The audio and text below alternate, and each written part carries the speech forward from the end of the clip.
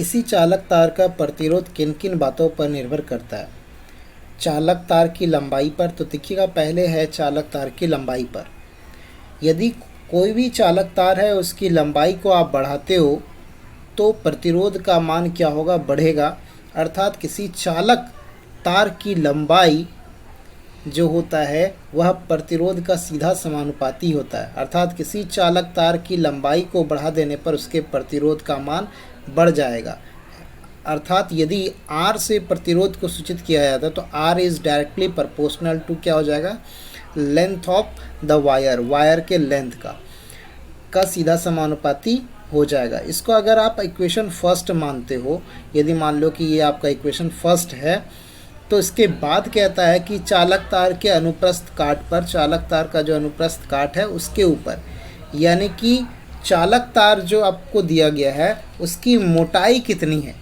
अनुप्रस्थ काट के क्षेत्रफल का मतलब हो जाता है यहाँ पर कि यदि इस प्रकार से वायर है तो ये जो एरिया है, यहाँ जो मैं एरिया ये जो बना रहा हूँ, ये जो एरिया है, इसी एरिया के बारे में बोला जा रहा है।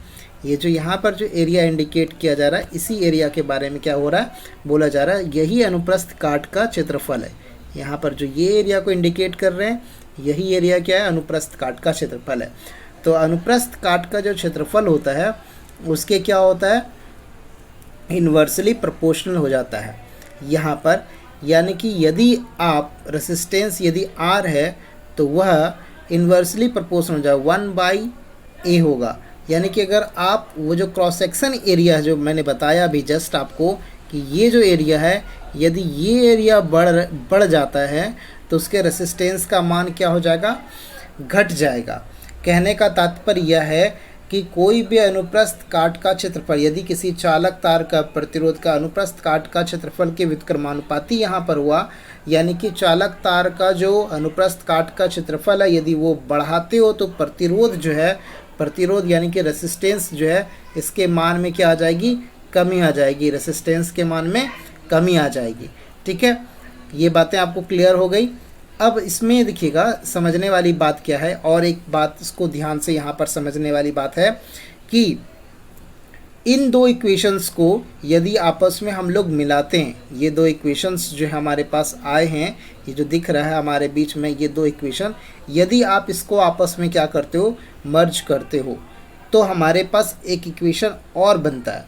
वो कौन सा इक्वेशन है? ज़रा वो भी देख लेते हैं कि वो कौन सा इक्वेशन हमारे बीच में जो है ना वो बन करके नज़र आता है। तो देखिए, यदि इन दोनों इक्वेशंस को जो पहले मैंने बताया, उन दो इक्वेशंस को यदि आप मिलाते हो तो हमारे पास एक इक्वेशन आता है, R is directly proportional to L/A।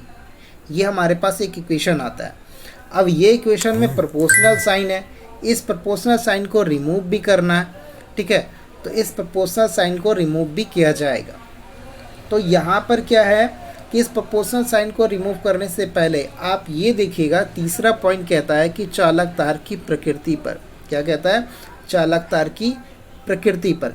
इसे हम लोग साइड में लिख लेते हैं पहले एक एक करके कि R इक्वल टू जो है हमारे पास क्या है? R प्रोपोर्शनल है L/ यहाँ पर A का। ठीक है, चालक तार की प्रकृति क्या कहता है? यानी कि आप इस्तेमाल किस वायर का कर रहे हो?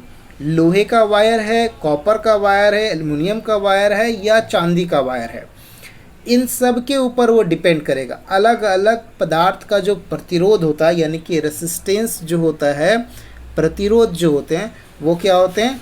अलग अलग होते हैं। अलग अलग पदार्थ का रेसिस्टेंस क्या होता है? अलग अलग होता है। ठीक है, ये कहने वाली बात है। तो इसी प्रोपोर्शनल के साइन को हटाने के लिए एक कांस्टेंट आता है जिसे कहते हैं रो। इसे क्या कहते हैं? रो कहते हैं। तो रो जब उसकी जगह पर आएगा तो R इक्वल टू हो जाएगा रो L/A। हमारे पास एक इक्वेशन आ जाएगा, इसे आप लोग ज़रूर याद रखिएगा। ये हमारे पास क्या आ गया? एक इक्वेशन आ गया जिसको याद रखना है हमको कि R इक्वल टू होता है रो L/A। ठीक है, अब यहाँ पर ये इक्वेशन को आपको तो याद रखना है, स्क्रीनशॉट ले लीजिएगा। एक और बात यहाँ पर है, तीसरा पॉइंट कह रहा है कि चालक का ताप, यानी कि यदि आप साधारण रूप से समझिए, यदि आप चालक तार का टेम्परेचर बढ़ाओगे, यदि आप इसका क्या करते हो, ताप बढ़ा देते हो, क्या करते हैं आप, ताप बढ़ा देते हैं, तो ताप बढ़ाइएगा तो रेसिस्टेंस का मान क्या हो जाएगा, बढ़ जाएगा। लेकिन उससे कोई इक्वेशन ड्रॉ नहीं होता है। लेकिन आप किसी चालक तार का अगर ताप बढ़ाते हैं तो प्रतिरोध का मान क्या होगा, बढ़ने लगता है। ठीक है, कुछ ऐसे सेमी कंडक्टर्स हैं जिसका ताप बढ़ाने से प्रतिरोध का मान घटता है, लेकिन साधारण रूप से ताप बढ़ाने पर प्रतिरोध का मान क्या हो जाता है, बढ़ जाता है। ये आप लोग क्या करेंगे, याद रखेंगे। ठीक है, तो इसमें से कौन कौन सी बातें हैं, किसी भी चालक तार का प्रतिरोध उसके चालक के लंबाई के ऊपर डिपेंड करता है। लंबाई बढ़ेगा तो ताप बढ़ेगा, लंबाई बढ़ेगा तो इसकी चालक तार का प्रतिरोध क्या होगा, बढ़ जाएगा। चालक दूसरा क्या कहता है कि चालक तार के अनुप्रस्थ काट के ऊपर डिपेंड करता है। ये क्या कहना चाह रहा है कि यदि आप अनुप्रस्थ काट का क्षेत्रफल को बढ़ा दोगे तो प्रतिरोध का मान क्या होगा, घट जाएगा। इसलिए ये इन्वर्सली प्रोपोर्शनल है। ये क्या इन्वर्सली प्रोपोर्शनल है, और ये डायरेक्टली प्रोपोर्शनल है। ये सीधा समानुपाती है और ये व्युत्क्रमानुपाती है, इन्वर्सली प्रोपोर्शनल है। अब अगला कहता है कि चालक की प्रकृति पर, भाई आप कौन सा तार इस्तेमाल कर रहे हो, कौन से धातु का आप तार इस्तेमाल कर रहे हो, उसके ऊपर भी डिपेंड होता है कि आप कौन से पदार्थ का कौन सा पदार्थ इस्तेमाल कर रहे हो, लोहे का कर रहे हैं, एल्युमिनियम का कर रहे हैं, सभी का प्रतिरोधकता जो होता है वो अलग अलग होता है। ठीक है, और चालक के ताप पर यदि आप ताप बढ़ा दोगे तो वहाँ पर भी डिपेंड करता है कि वहाँ पर रेसिस्टेंस का मान ज़्यादा हो जाएगा। एक और बात कि कोई भी पदार्थ का जो प्रतिरोधकता होता है वो अलग अलग होता है। सबसे अधिक चालकता किसका होता है, वो चांदी का, तो वहाँ पर सबसे कम प्रतिरोधकता भी चांदी का हो जाएगा। अधिक चालकता अगर जिसका ज़्यादा होगा तो प्रतिरोधकता तो उसकी कम होगी ना। ठीक है, तो आज हम इसी तरह से मैंने आपको एक साधारण तरीके से बताने का प्रयास किया। पहला कि चालक तार के लंबाई पर निर्भर करता है, दूसरा चालक तार के अनुप्रस्थ काट पर निर्भर करता है, तीसरा चालक की प्रकृति पर निर्भर करता है, और चौथा ताप पर, चालक का ताप कितना है उसके ऊपर डिपेंड करता है।